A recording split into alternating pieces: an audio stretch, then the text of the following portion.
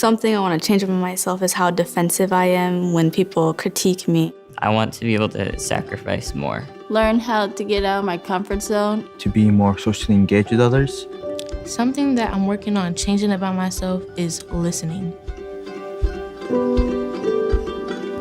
If we care about justice, equity, and fairness, we have to accept responsibility that as long as there's racism or oppression or greed, we have to change ourselves to be part of the solution. What is it going to take for us to stop this act of terror? History offers us a blueprint. This blueprint demands that we change ourselves, that we change our daily conduct. It demands that we do more letter writing. It demands that we do more door knocking. It demands that we do more voting.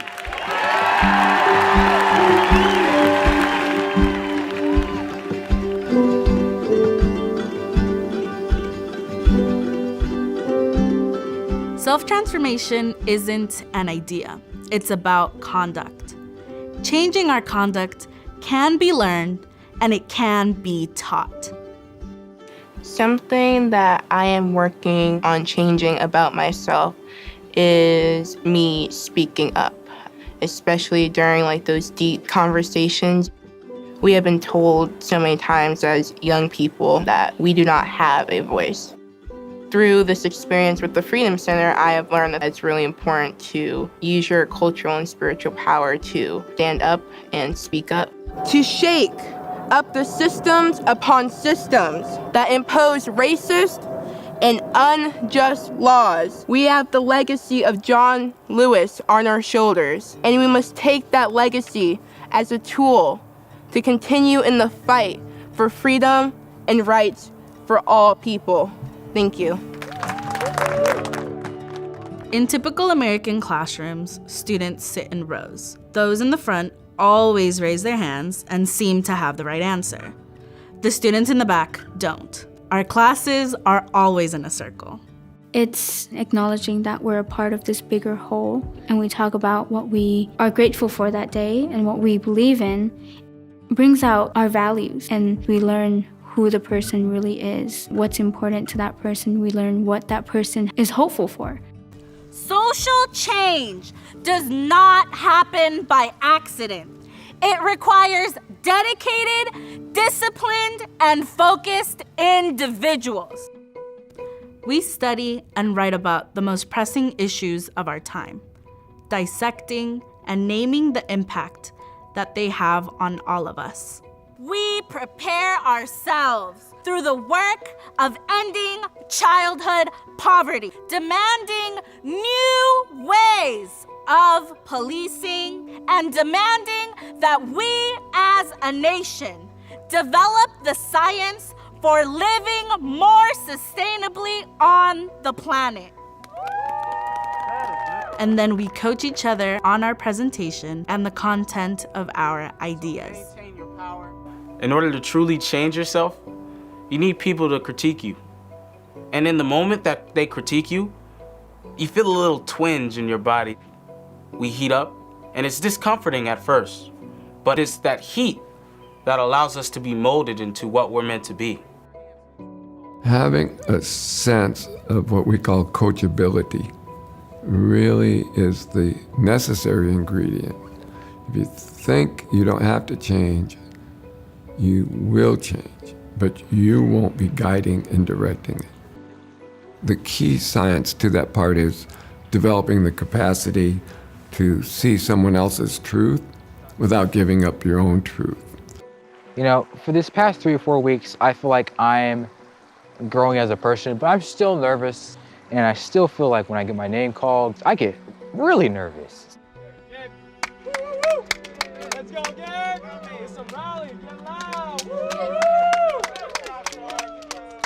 Do you remember when we first started the summer? I coached you to speak up. You practiced saying a couple words and really shouting them out.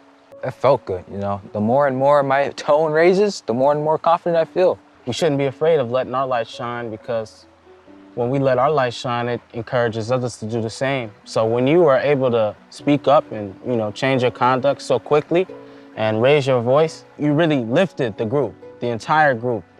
Why are we killing unarmed black men? One of the most transformational conducts the organization has young people do is journal writing.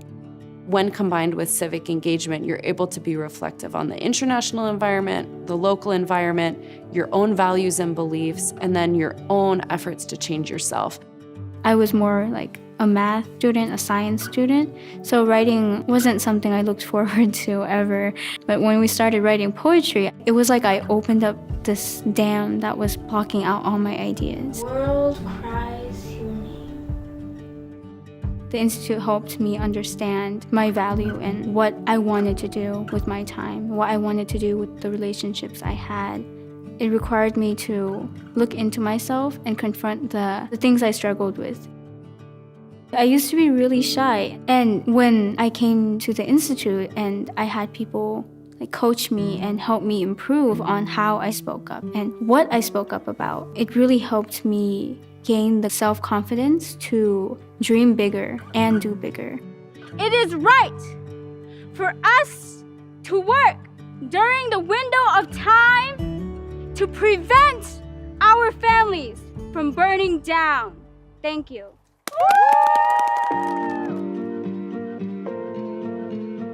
Young people are nominated by their superintendent or principal. Elected officials nominate community leaders, faith-based leaders, labor leaders.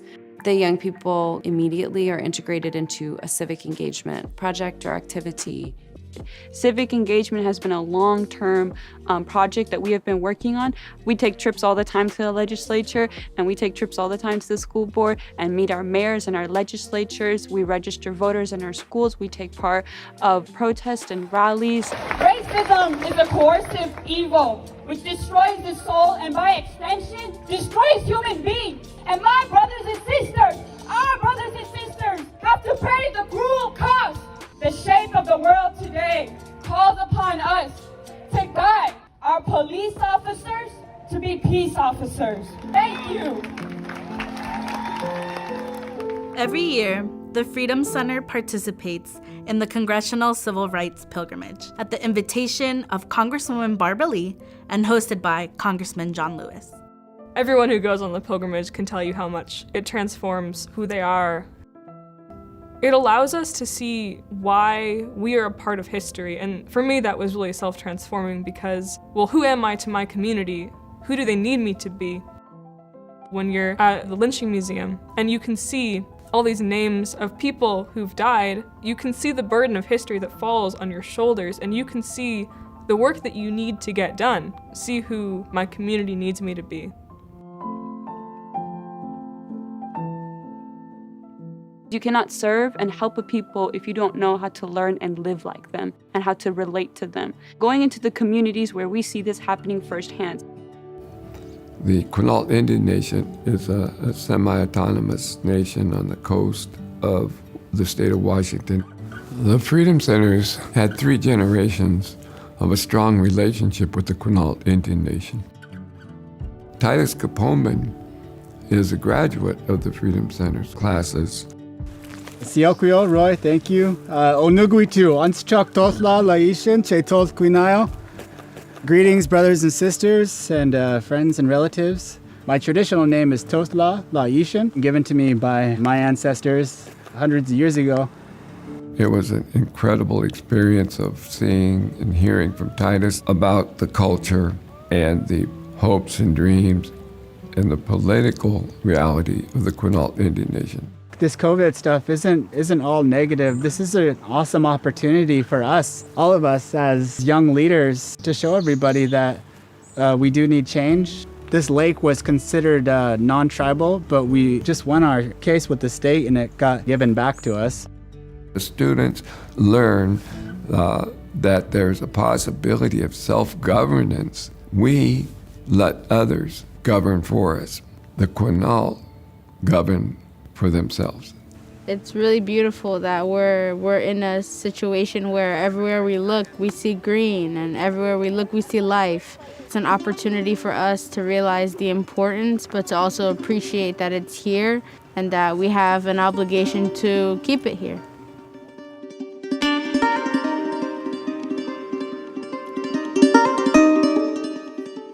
Titus took us down to the beach, which is closed to the public.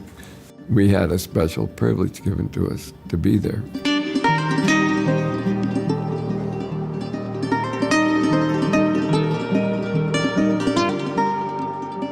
The glory of getting, during COVID, permission to be on tribal land is a profound experience.